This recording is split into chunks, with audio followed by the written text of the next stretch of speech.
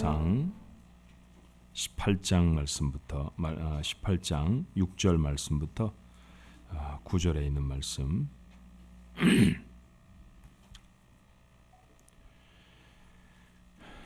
6절부터 9절 말씀을 제가 봉독을 합니다.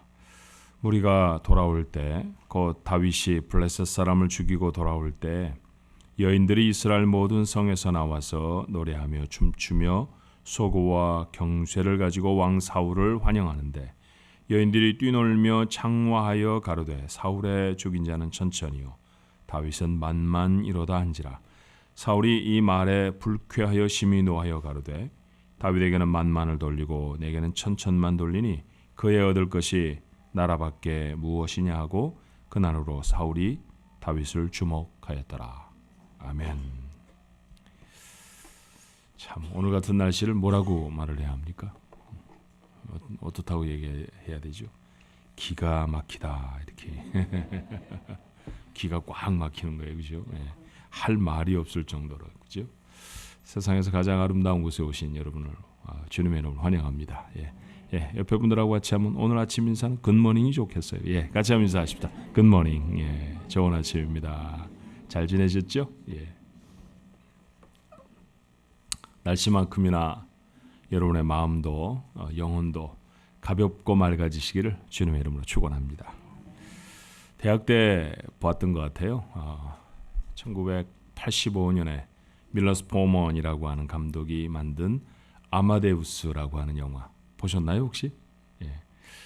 클래식 음악을 쉽게 접할 수 없었던 때라 영화관에서 아주 좋은 그 사운드로 음악들을 모차르트 음악을 즐길 수 있어서 참 좋았습니다. 볼프강 아마데우스 모차르트, 그 이름 중에 이제 아마데우스를 따서 그 천재 같은 이 작곡가의 생애를 그린 그런 영화였죠. 영화는 궁정 악장이었던 살리에르라고 하는 사람의 독백으로 시작을 합니다. 살리에르는 음악의 도시 잘츠부르크, 오스트리아의 도시 하나이죠. 그곳에서 최고의 음악가였습니다. 그런데 어린 모차르트를 만나요. 자기가 음악이라고 하면 제법 하는 사람 아닙니까? 그런데 이 모차르트를 보니까 혀를 내두를 수밖에 없습니다. 자신은 몇 개월 동안 작곡해야 되는데 이 아이는 몇 시간 만에 작곡을 해치워냅니다. 얼마나 놀랐는지 몰라요. 음악의 천재죠. 살리에르의 고백이 세월이 오래 지났는데도 제 마음속에 아직도 기억이 돼요. 그는 이렇게 말합니다. 하나님께서는 왜 제게 천재를 알아볼 수 있는 재능을 주셨는데 천재의 재능은 주지 않으셨나요? 자신은 천재가 아니라는 사실을 알죠. 그 천재를 자기가 발견하는 재능밖에 갖고 없다는 것에 절망합니다. 자, 그래서 이후에 살리에르는 어떻게 했을까요? 비바람이 치고 막 천둥이 치는 그날에 긴 망토를 입고 말이죠. 얼굴에 가면을 쓰고 마치 저승사자처럼 모차르트를 찾아갑니다. 그러기를 여러 번 반복을 해요. 왜냐하면 마음도 몸도 약했던 이 모차르트가 신경쇠약에 걸려서 죽었으면 하고 바랬기 때문입니다. 자, 이런 감정, 시기심이라고 말합니다. 오늘 성경에도 시기심에 사로잡힌 불쌍한 한 영혼이 등장하죠. 이스라엘의 첫 번째 왕 사울이었습니다. 그는 얼마 전까지 패색이 짙은 이스라엘 군대를 이끌고 있었죠. 블레셋 군대는 너무나 강했고요. 그들의 대장인 골리앗은 자기보다 머리 하나 더 컸습니다. 사실 자기도 작은 편에 속하지는 않거든요. 이스라엘 모든 사람보다 어깨 하나가 더 크다. 성경 표현이 그렇게 했으니까 키가 제법 큰 사람이고요. 전쟁터에 한두 번 나가본 건 아닙니다. 여러 번 이겨도 봤습니다. 그런데 이 사람은 당해낼 재간이 없어요. 도저히 겨루어볼 엄두가 나진 않습니다. 골리앗이 낯이 뜨거운 온갖 비방을 고함을 질러대면서 해대도 꼼짝도 못하고 숨만 죽이고 있어야 했습니다.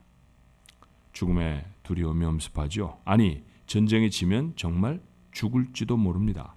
적어도 다윗이라고 하는 10대 소년이 그 전쟁터에 오기 전까지는 그랬어요. 아버지의 심부름으로 빵 몇 덩어리, 치즈 몇 개 가지고 왔다나요? 어린 소년 하나를 부하들이 데리고 왔습니다. 이 아이의 말이 자기가 나가서 한번 싸워보겠다는 거죠. 한심한 얘기예요. 하지만 아무도 싸우러 나가겠다고 하는 장수가 없는데 그 용기는 가상하다 싶었을 겁니다. 찬찬히 살펴보니까 이 눈빛이 살아있어요. 자신은 골리앗에 매달려 있는데 이 아이는 자신이 잊고 있던 이스라엘의 하나님에 대해 이렇게 말합니다. 사무엘상 17장 37절에 다윗이 이르되 여호와께서 나를 사자의 발톱과 곰의 발톱에서 건져내셨은즉 나를 이 블레셋 사람의 손에서도 건져내시리이다. 잊고 있던 하나님의 이름입니다. 그래, 하나님이 함께 하시면 혹시 사울은 자신의 군복을 입히고 칼을 채워주며 소년을 축복하죠. 30절 하반절에 사울이 다윗에게 이르되 가라, 여호와께서 나와 함께 계시기를 원하노라. 그러나 상황은 어떻습니까? 기골이 장대한 골리앗 앞에 10살 조금 넘은 소년이 나가서 싸운다고 하면 이 싸움을 누가 도대체 이길 수 있다고 생각을 했겠어요? 단박에 죽어서 돌아올 것이 뻔해 보이는 무모한 시도였습니다. 미안한 마음에서라도 그렇게 하지 않을 수 없었을 겁니다. 자기 군복을 입히고 칼을 채워주고 축복을 하고 이런 일 말입니다. 그런데 아이는요, 군복도 벗어놓고 칼도 들지 않은 채 골리앗 앞에 섭니다. 주머니에 그 조그만 손을 집어넣는 듯 하더니 뭔가를 거인을 향해 냅다 집어던졌어요. 그리고 잠시 골리앗은 썩은 나무처럼 쓰러졌고 아이는 그의 머리를 베어서 돌아옵니다. 블레셋 군대는 혼이 빠져서 도망을 갑니다. 이스라엘은 그날 대승을 거두었어요. 꿈 같은 일이었습니다. 얼마 전까지만 해도 아마 그렇게 생각했을 거예요. 운이 좋으면 겨우 살아나서 포로로 잡혀 말 뒤에 손이 묶인 채 블레셋의 도시로 끌려가겠지, 뭐 이랬을 거예요. 그래 했던 사울입니다. 그런데 지금은 개선 장군이 돼서요, 말 위에 높이 앉아 이스라엘로 돌아옵니다. 위태로운 전쟁터의 소식에 가슴을 졸이던 백성들도 거리로 뛰쳐나왔어요. 서로 얼싸안고 기쁨을 나누지 않았을까요? 사울도 눈물이 날 만큼 기뻤을 것입니다. 백성들이 감사와 존경이 어린 눈으로 왕을 바라봅니다. 얼마나 자랑스러웠을까요? 이 개선 장군처럼 신나는 경험을 인생 중에 할 수가 없잖아요. 그런데 고막을 파고든 노래 한 소절에 모든 것이 산산조각이 나버립니다. 원래 승전한 군인들이 돌아오면 여인들과 아이들은 꽃을 뿌리거나 나뭇가지를 흔들며 그 개선을 축하하는 것, 그게 고대 사회의 관습이었습니다. 그렇게 이스라엘 여인들은 들어섰고 축복의 노래를 부릅니다. 그때의 장면을 본문이 그렇게 소개하지요. 무리가 돌아올 때, 곧 다윗이 블레셋 사람을 죽이고 돌아올 때에 여인들이 이스라엘 모든 성읍에서 나와 노래하며 춤추며 소고와 경쇠를 가지고 왕 사울을 환영했다라고 했어요. 문제는 노래였습니다. 7절의 말씀이죠. 여인들이 뛰놀며 노래하여 이르되 사울이 죽인 자는 천천히요 다윗은 만만이로다 한지라. 승전의 감격도, 위기를 넘긴 안도감도, 다윗에 대한 고마움도 한순간에 사라져버립니다. 8절에 그의 감정을 이렇게 소개해요. 사울이 그 말에 불쾌하여 심히 노하며 이르되 다윗에게는 만만을 돌리고 내게는 천천만 돌리니 그가 더 얻을 것이 나라 말고 무엇이냐.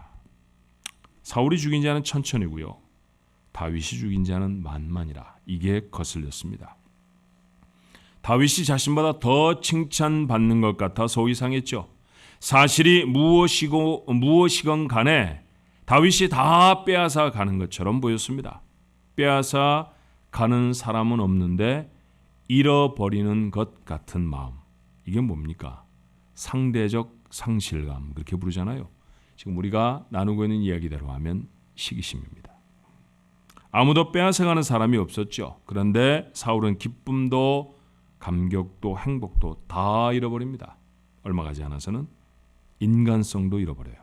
사무엘상 18장 11절에 우리가 읽은 본문의 바로 다음 절은 이렇게 말해요. 그가 스스로 이르기를 내가 다윗을 벽에 박으리라 하고 사울이 그 창을 던졌으나 다윗이 그 앞에서 2번 피하였더라. 고맙다고 해야 맞습니다. 그런데 죽이려고 했습니다. 성경 그가 미쳐버린 것 같다, 그렇게 기록하죠. 시기심이라고 하는 괴물을 이겨내지 않으면 이렇게 인생이 부서져 버립니다. 단어는 너무 가볍고 흔한 말이잖아요. 시기심. 그렇죠? 그런데 그것에 사로잡힌 인생은 심각한 어려움을 겪습니다. 이겨내야 합니다. 시기심은 사실은 유아기부터 시작된 가장 원시적이고 가장 근원적인 감정이에요. 자, 한번 찬찬히 생각해 볼까요? 아이는 유아 시절에 자기가 원하는 것은 아무것도 하지 않아도 척척 이루어지는 그런 놀라운 경험을 합니다. 그래서 아이의 속에 갖게 되는 느낌을 전능한 느낌 그렇게 말해요. 자기가 전능자가 된 것 같은 거예요. 울기만 하면 됩니다. 빽 울면 우유가 공급이 되고요. 빽 울면 기저귀를 갈아줍니다. 자기가 잠깐 웃어주면 온 가족들이 다 웃습니다. 야, 이거 할만하잖아요. 못하는 게 없는 것 같아요. 아하, 내가 최고구나. 그런 생각을 아기가 갖게 되죠. 그것은 아기의 건강한 정서를 위해서 정말 필요한 일이에요. 그런데 문제는 말입니다. 자라가면서 자꾸 현실의 벽을 만나지 않았겠어요? 할 수 없는 게 자꾸 생기는 거예요. 자기만을 위해서 돌아가던 세상이 남에게 더 관심이 있는 것처럼 보입니다. 내가 최고가 아닌가 봐 라고 하는 자각이 들기 시작해요. 자, 동생을 본 아이가 동생에게 관심을 다 쏟는 부모, 형제, 식구들 때문에 질투를 동생에게 느끼죠. 괜히 쥐어받고 꼬집어 뜯기도 하고요. 심지어는 뭐 아무것도 말귀도 못 알아듣는 것 같은 아이가 갓 태어난 아이의 머리카락을 막 잡아당기기도 합니다. 나 말고 다른 아이가 칭찬받으면 부럽고 샘이 나던 적이 여러분도 있었잖아요. 그렇죠? 자기보다 뭔가를 더 잘하는 친구들을 만나기도 합니다. 다른 박질을 자기보다 더 잘하는 친구가 있기도 하고요. 산수 문제를 자기는 못 푸는데 친구는 척척 풀어내는 그런 일들도 경험하게 되어져요. 자, 자라가며 만난 이런 한계들이 자기가 최고라는 환상을 점점 정리시켜줍니다. 그리고 다른 사람을 인정하고 받아들이게 돼요. 이게 자연스러운 인간의 성숙의 과정이죠.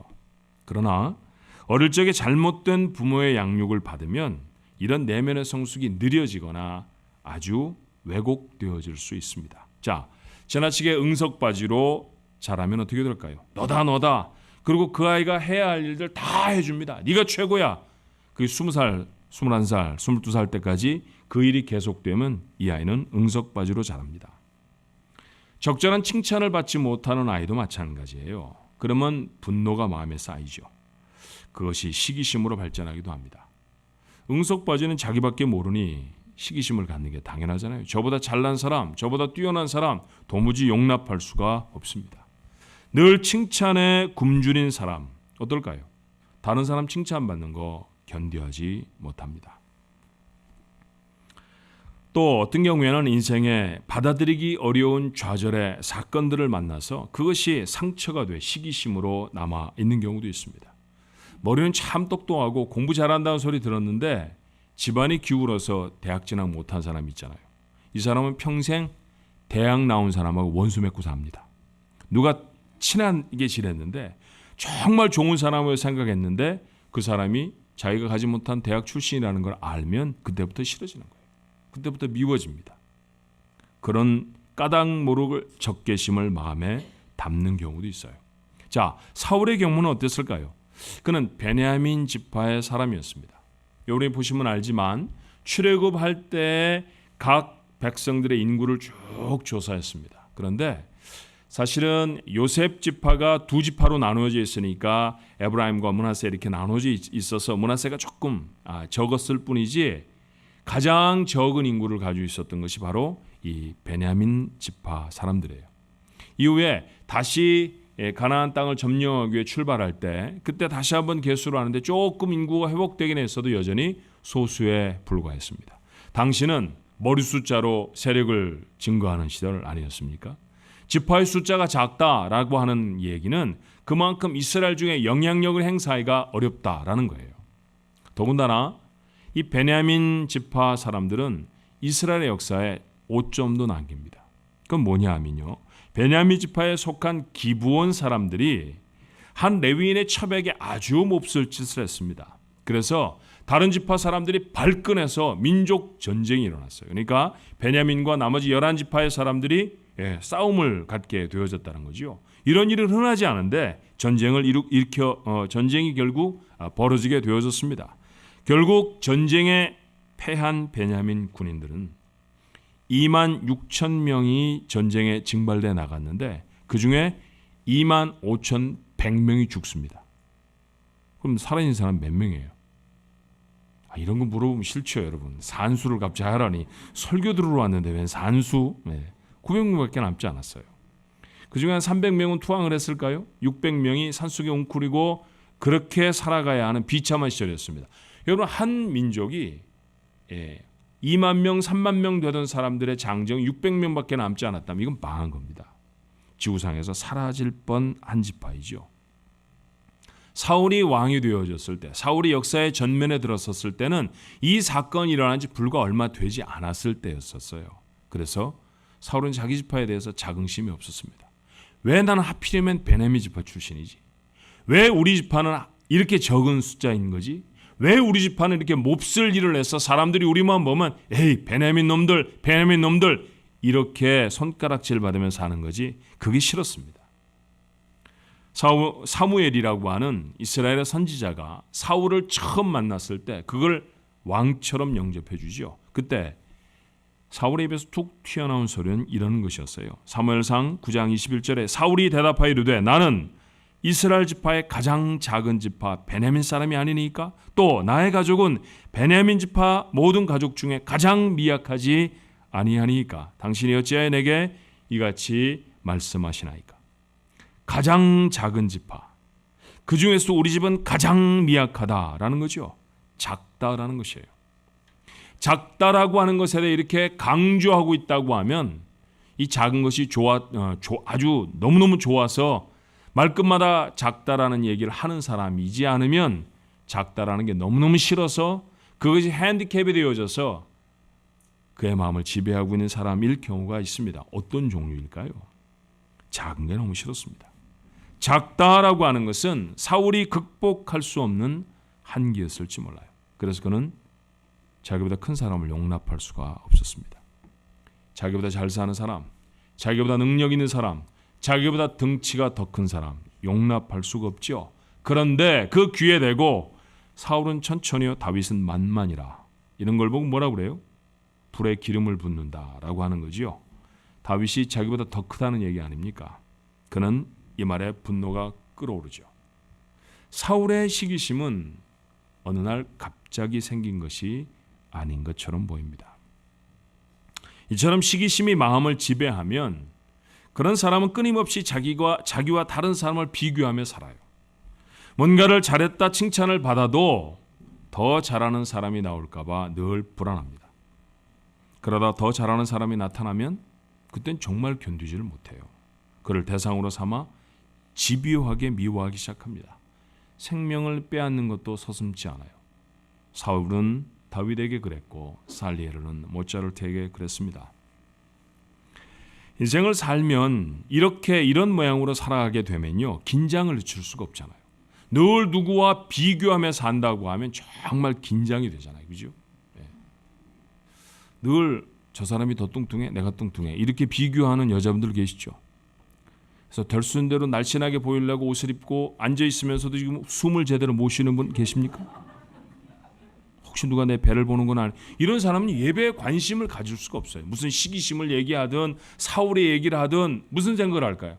오직 자기 배만 생각하는 거예요. 내가 누구보다 더 뚱뚱하냐 뚱뚱하지 않으냐 내가 정말 날씬하냐 내가 정말 이쁘냐에 매달려 사는 사람은 정말 피곤합니다. 이게 몸에 관한 얘기만은 아니잖아요. 배움, 가짐, 사회적인 위치 이런 거잖아요. 그죠? 늘 불안한 마음으로 살아갈 수밖에 없어요. 그래서 정말 잘하는 게 있습니다. 그런데 시기하고 경쟁하다 보면 잘하는 것도 자주 실패합니다.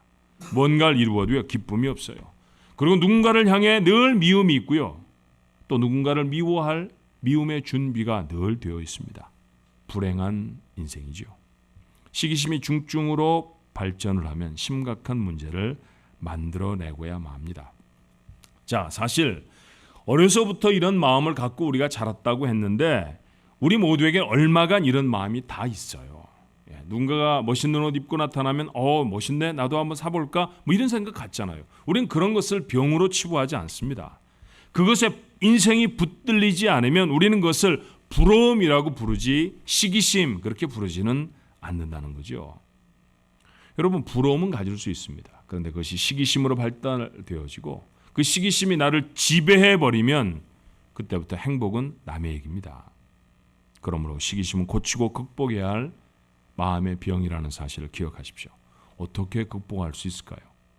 사울은 극복을 못했습니다. 극복 못한 사람을 보면서 야, 저 사람이 저랬으면 괜찮았을 터인데 이렇게 반추해 보는 것, 그거를 반면교사 그렇게 말하잖아요. 예, 오늘 사울은 시기심을 극복하는 반면교사입니다. 첫 번째 방법은 뭘까요? 여러분, 조금 어려운 얘기일 수 있는데 잘 새겨서 들어보십시오. 시기심은 대상이 존재하지 아니하는 경쟁심임을 인정하는 것입니다. 어떤 사람하고 자기가 비교되는 것 같은데 사실은 그 사람이 아니라는 거예요. 자, 생각해 보십시오. 최고가 있을까요? 이 세상에 최고 부자가 있나요? 늘 자기가 최고로 돈이 많다 이렇게 생각하는 사람이 있겠지만 얼마쯤 지나면 자기보다 돈 더 많은 사람이 생길 것입니다. 내가 제일 잘해, 그 반에서 제일 잘할지 모르지만 전교에서는 등수가 좀 밀리죠. 그 학교에서 제일 잘해도 전국으로 보면 1등이 아닐 수도 있습니다. 그래요. 세상은 그렇습니다. 최고는 존재하지 않아요. 늘 나보다 나은 사람이 있고요. 아직은 없다고 해도 언젠가는 반드시 나타날 것입니다. 그런데 자신이 최고가 되어져야 하겠다라고 하는 집착을 가지면 모든 사람이 다 경쟁자가 돼요. 그건 다른 의미로 말하면 경쟁자가 자신의 마음속에 있다라는 얘기죠. 내가 시기심을 갖는 누군가를 내가 실력으로 내가 가지고 있는 것들로 앞질렀다고 해보십시다. 그러면 시기심이 사라질까요? 천만의 말씀입니다. 또 다른 시기심의 대상자를 내 마음은 찾아내고야 맙니다. 그러니 시기심의 대상이 되는 사람을 미워하는 것을 멈추십시오. 그것은 가짜입니다. 그 사람 때문에 힘든 것이 아니라 치유되지 못한 내 마음 때문에 힘드는 거예요. 그 사람과 경쟁을 하는 것이 아니라 경쟁을 멈추지 못하게 하는 내 마음과 경쟁을 하고 있다라고 하는 사실을 분명히 알아야 합니다. 이 사실만 분명히 받아들여도 시기심으로부터 자유해질 수 있어요. 그 사람 때문에 기분이 나쁜 게 아니라니까요. 내 마음속에 치유되지 못한 병 때문에 내가 기분이 나쁜 거예요. 그러니 그 사람 미워하는 거 그만둬야 하지 않습니까? 그 사람 아니라도 여러분 마음에 불을 지를 사람은 얼마든지 있습니다. 예, 사울의 경우라고 하면 다윗이 아니라도요. 또 다른 다윗 2, 다윗 3, 다윗 4는 얼마든지 있을 수 있다는 것이죠. 전쟁에 나갈 때마다 자기보다 칼을 잘 쓰는 사람에 대해 다윗에게 가졌던 감정을 사울은 여전히 갖게 됩니다. 문제는 뭘까요? 사울보다 더 전쟁을 잘하는 사람을 모두 다 없애버리거나 아니면 사울의 마음속에 있는 모두를 미워하는 마음의 쓴뿌리를 뽑아내는 것입니다. 어떤 게 맞나요? 마음이 치유되는 게 맞습니다. 누구와 경쟁하고 계십니까? 보이지 아니하는 적과 싸우라. 여러분이 가진 모든 에너지를 다 소진하지 마십시오. 그것은 보이는 실제로 존재하는 경쟁 대상자가 있는 것이 아닙니다. 두 번째, 내게는 내 몫의 삶이 있다라고 하는 사실을 여러분 인정해야 해요. 이것은 좀 속상한 인정일 수도 있습니다. 그런데 한 일주일쯤 속이 상하더라도 그래서 속이 푹 상하고 나서 이게 내 인생이야 그러고 서면요 그게 훨씬 건강합니다. 마이클 잭슨이라는 사람이 있죠. 노래 잘하고 춤 잘 추는 흑인입니다. 그 친구가 뒤로 이렇게 뒷걸음질 치면서 추는 춤은 그 웬만한 사람이 흉내도 잘 못 내잖아요. 돈도 많이 벌었습니다. 그런데 어떻게 죽었나요? 벌어놓은 돈 다 쓰고 죽었나요? 약물 중독으로 젊은 나이에 세상 떠났습니다. 흑인이지요. 그런데 자기가 흑인이라는 사실을 그는 받아들일 수가 없었어요. 그는 평생 피부 표백제를 바르고 먹었습니다. 부작용으로 코뼈가 내려앉고 얼굴이 비틀어져도 멈출 수가 없었답니다. 수많은 병이 생겼고 그 병을 이기기 위해 또 다른 약들을 먹어야 했죠. 그리고 결국 그 약에 그는 생명을 잃어버립니다. 자기 인생을 자기 것으로 받아들이지 않으면 이렇게 비참한 인생이 되고 맙니다. 여러분과 저는 한국 사람입니다. 우리가 아무리 백인을 부러워해도 우리는 한국 사람으로 살다가 한국 사람으로 죽을 겁니다. 의의가 있는 분 손 들어보세요. 아무리 재벌 부모를 가진 친구를 부러워해도 내 부모님은 가난할 수 있습니다. 부모를 바꿀까요? 가능하지 않잖아요. 그죠? 하버드, 예일, 프린스턴에 모조리 합격한 아들을 둔 사람도 있지만 우리 아들은 대학도 못 갈 수 있습니다. 100m를 9초 58에 뛰는 우사인 볼트도 있지만 저는 100m 넘어지지 않고 달리기만 해도 다행입니다. 어떡할까요? 지금부터 볼트처럼 뛰는 거 연습하면 될까요? 몇 년쯤 제가 열심히 연습하면 9초로 100m를 뛰겠습니까? 평생 걸려도 가능한 일 아닙니다. 자, 노력해서 성취할 수 있는 것도 있지만 그러나 지금의 자기의 모습에 만족하고 누리는 것, 그건 더 중요합니다. 사실 노력해서 얻을 필요도 없는 것, 제가 아무리 노력해 100m를 9초로 뛰면 뭐가 달라집니까? 뭐가 달라지는데요? 그래서 제가 가진 모든 것들을 다 그 일을 위해 투자하면 제 인생은 무엇이 될 것 같습니까? 여러분, 그런 건 아니잖아요. 노력해서 얻을 필요도 없는 거죠. 이 일을 위해서 돈과 시간을 사용하는 것보다 내가 누리고 있는 인생이 내 것이라는 사실을 알고 그 인생을 즐기며 사는 게 잘 사는 방법입니다. 이처럼 자신의 삶을 자기의 것으로 받아들이는 게 필요하죠. 여러분, 체념하자는 얘기가 아닙니다. 인정하고 받아들이라는 얘기입니다. 성경을 그것은 자족이라고 가르치죠. 빌립보서 4장 11절로 12절의 말씀에 이런 말씀이 있어요. 내가 궁핍함으로 말하는 것이 아니니라. 어떠한 형편에든지 나는 자족하기를 배웠노니 나는 비천에 처할 줄도 알고 풍부에 처할 줄도 알아. 모든 일 곧 배부름과 배고픔과 풍부와 궁핍에도 처할 줄을 아는 일체의 비결을 배웠노라. 지금 바울은 감옥에 갇혀 있어요. 그런데 괜찮다는 거죠. 시위대 사람들에게 복음을 전할 기회가 있으니 괜찮고 넉넉하지는 않지만 주는 밥 먹고 비 피해 잠잘 수 있으니 괜찮다는 겁니다. 거기다가 방문하는 친구들도 가끔씩 만날 수 있으니 행복하다는 거죠. 이게 그리스도인의 삶입니다. 지금 내가 사는 인생이 내 것이 되어져야 누구와도 비교하려고 하지 않아요. 자기 몫의 삶을 자기 것으로 아는 사람은 아무도 시기하지 않을 수 있습니다. 그리고 오늘 사는 자신의 인생에 만족하며 살죠. 더 나은 인생을 위해 최선을 다하지만 누군가와 경쟁하기 위해서가 아닙니다. 그러므로 그 삶 자체가 행복한 것이죠. 이것이 성경이 가르치는 자족의 삶이고요. 여러분이 살아가야 할 삶입니다. 여러분의 인생을 여러분의 것으로 인정하십시오. 세 번째, 시기심을 일으키는 사람들을 잘 살펴보고요. 그 사람들의 노력과 성취를 인정할 수 있어야 합니다. 이솝 우화에는 여우가 많이 등장합니다. 배고픈 여우의 이야기를 혹시 읽어보셨나요? 배가 많이 고픈 여우가 산길을 가다가 포도나무 하나를 봤대요. 우와, 포도가 너무 맛있겠다. 이 말만 해도 입에 침이 고이는 분들이 계시죠?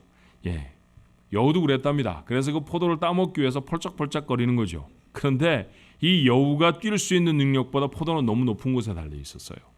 열심히 뛰는데 포도를 한 알갱이도 따먹을 수가 없었답니다. 결국 포기해야 하지요.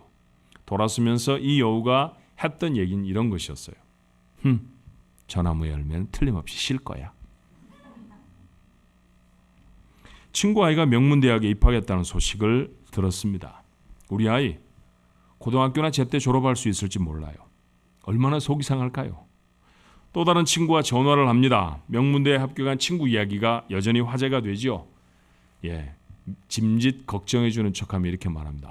그 학교 다니는 거 힘들 거야. 공부 굉장히 시킨다는데 졸업이나 할까? 그렇게라도 이 애기의 아픈 배가 좀 멈추죠. 그렇게라도 시비를 걸어야 좀 만족스러워지지 않아요? 이거 시기하고 있다는 얘기입니다. 누군가를 향해 시기하고 있으면, 시기심을 가지고 있으면 그 사람이 한 성취 비판하려고 하고 훼손하려고 합니다. 그런데 여러분, 솔직히 잘 살펴보십시오. 그 사람을 잘 살펴보면 그 사람은 그 일을 이루기에 얼마나 노력을 했겠는가라는 데 생각이 미칠 수 있어요. 밤을 새워 공부하는 아이들, 그 아이들이 좋은 대학 갑니다.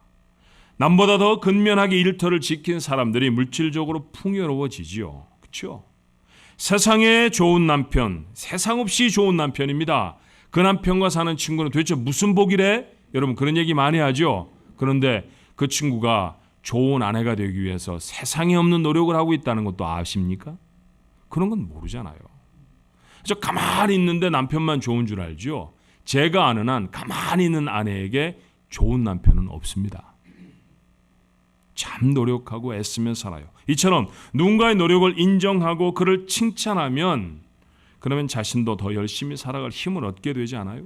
성장의 기회를 갖기도 합니다. 그러나 남을 비난하고 험을 찾으려 노력하면 성격은 점점 비뚤어질 것이고요. 자기 삶의 성장도 못 이루어요. 자, 앞에 여우의 예를 보면 어떨까요? 저 포도 틀림없이 실 거야. 이거 시기심에 사로잡혔다는 얘기죠. 그런데 저 포도 맛있겠네. 그렇지만 내가 먹을 수 있는 나만의 포도도 어딘가 있을 거야 라고 한다고 하면 시기심을 극복한 상태입니다. 더 나아가서 저 포도 참 맛있겠네. 어떻게 저런 포도를 키웠는지 농부에게 가서 물어봐야 되겠어 라고 한다고 하면 시기심을 넘어서 타인의 지혜를 받아들이는 성장의 단계로 나아가는 것입니다. 만약에 말이에요. 만약에 사울이 적극적으로 다윗을 나라를 다스리는데 중용했다고 하면 어떻게 됐을까요? 이스라엘이 정말 달라졌을 거예요. 살리에르가 자기보다 훨씬 더 재능이 있는 모차르트와 함께 공동 작업을 했다면 어떻게 됐을까요? 오늘 우리는 이 세상에 지금은 존재하지 않지만 그들이 만들어낸 기가 막힌 클래식 음악을 듣게 되지 않았을까요? 다른 사람을 인정하십시오. 그 사람의 노력과 수고에 박수를 보내줄 수 있어야 합니다. 그러면 그 사람이 크는 게 아니라 박수를 치고 있는 내가 달라지고 자랍니다. 마지막으로 가진 것에 감사해야 합니다. 결핍과 시기심에 시달리는 사람들은 정말 많은 것을 소유하고도 한두 가지 부족 때문에 그토록 고통을 받습니다. 사울은 왕이었죠. 그는 죽을 때까지 모든 면에서 다윗보다 많이 가졌습니다. 죽을 때까지 그랬습니다. 그런데 자신이 가진 것에 한 번도 감사하지 않습니다. 살리에르는 오스트리아 잘츠부르크의 궁정악장이었습니다. 음악에 관한 한 그 나라에서 그보다 더 권위를 가진 사람 없습니다. 사실 모차르트도 자기가 고용한 사람이었거든요. 그런데 그는 자신이 가지지 못한 것에 절망합니다. 여러분은 뭘 갖고 계십니까? 얼마나 귀한 것인지 알고는 계십니까? 미국에 이민을 오고 샌프란시스코에 살고, 여러분 이 두 가지 말만 해도요 정말 많은 사람들이 부러워합니다. 제가 10년 전쯤에 캐나다의 로키 산맥이 너무 좋다고 해서 그룹 관광에 따라간 적이 있어요. 정말 그룹 관광은 제 취향은 아닙니다.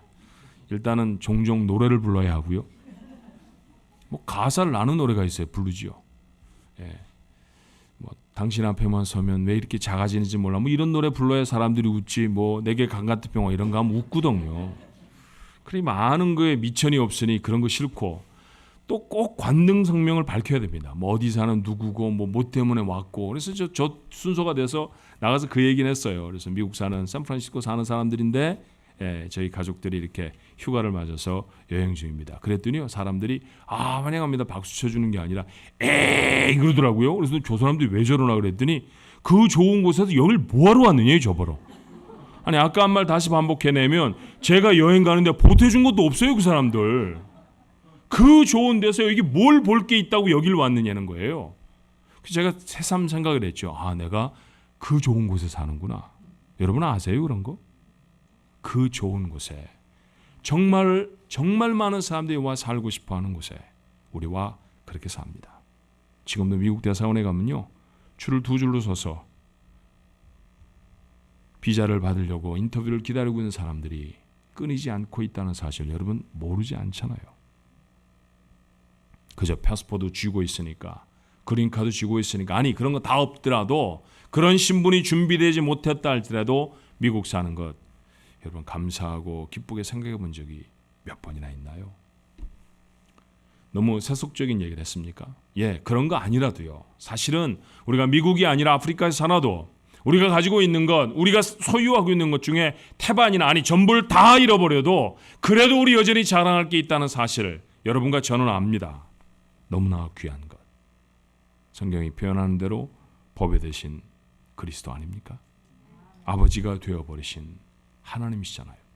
그렇죠? 세상에 어떤 아버지가 하나님 같은 아버지가 계세요? 하나님 내 아버지. 갖고 싶다고 가질 수 있는 것들입니까? 나는 예수님을 갖고 싶어요. 그러면 가져지나요?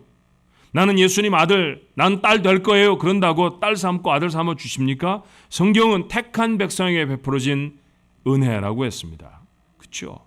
그 은혜 여러분과 제가 누리는 것 아닙니까? 그래서 말이에요. 여전히 광야에 서 있고 집도 한 칸 없는 이스라엘 백성에게 모세는 이렇게 담대히 말합니다. 신명기 33장 29절에 이스라엘이여 너는 행복한 사람이로다. 여호와의 구원을 너같이 얻은 백성이 누구냐? 여호와의 구원을 여러분같이 얻은 사람이 누굽니까? 그리스도를 마음에 품고 하나님의 아들이 되고 딸이 된 사람이 여러분처럼 그렇게 인생에 놀라운 복과 은혜를 받은 사람이 누굽니까? 남이 가진 것이 아니라 내가 이미 가진 복을 헤아려 봐야 합니다. 그리고 그 복을 내게 주신 하나님께 감사하십시오. 이 감사가 시기심을 한 번에 날려보내고 세상에서 가장 행복한 사람으로 여러분을 세울 것입니다. 그 놀라운 축복이 우리 가족 모두에게 있기를 축원합니다. 기도하십시다. 누가 잘 되면 박수 쳐줘야지요. 박수는 칩니다. 그런데 우리 속으로는 나도 할 수 있는데, 난 더 잘할 수 있는데, 뭐가 잘났다고 저 사람은 저런 복을 누리지?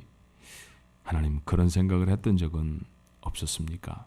정말 많이 했습니다. 저희들은 좋아하는 사람도 있고 싫어하는 사람도 있습니다. 제가 싫어하는 사람들은 누군가요? 혹시 저보다 더 똑똑한 사람들은 아닙니까? 저보다 더 많이 배우거나 저보다 더 많이 가지고 있는 사람들은 아닌가요? 만약 그들이 가지고 있는 것들 때문에 우리가 그를 미워한다고 하면 나는 불행하게도 시기심에 사로잡혀 있는 것입니다. 내가 가진 게 뭔지 모르는 것입니다.